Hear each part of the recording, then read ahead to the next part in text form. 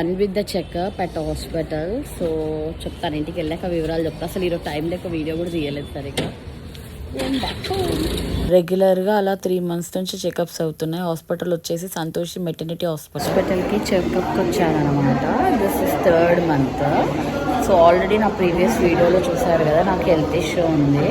So ఇదేంటంటే adenomyosis అని చెప్పేసి నాకు twice in a month period అయిందనమాట. So this is for the 3rd month. So కంటిన్యూగా 21 days టాబ్లెట్స్ వేసుకున్నాను అనమాట. నవ్వు ఇప్పుడు ఏంటి అంటే, ఇప్పుడు మళ్ళీ పీరియడ్ 2nd డే కదా, స్కాన్ చేసి చెక్ చేస్తారు అసలు ఏమైంది ఏంటి, తగ్గిందా లేదా, ఐషు సాల్వ్ అయిందా లేదా అనేది చెప్తారు. So I'm here for the checkup the hospital.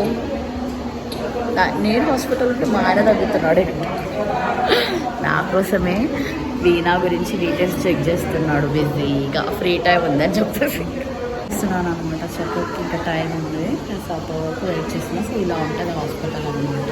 Ruhan చందానికి కూడా ఇక్కడే చెకప్ చేయించుకున్నా, ఇక్కడే చూయించుకున్నాను నేను. ఎంట్రన్స్లో అమ్మవారు ఇలా ఉంటారు. ఈరోజు డెంటల్ ఇనాగ్రేషన్ చేశారు. బాగుంది కదా, ఈరోజే ఇనాగ్రేషన్ జరిగింది. So done with the checkup and ఇంటికి వెళ్తున్నా.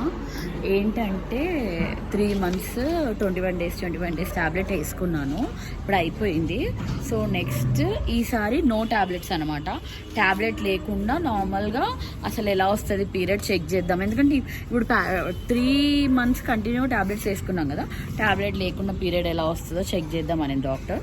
So done with the checkup and going back to home now. చూడాలి how my next month will be.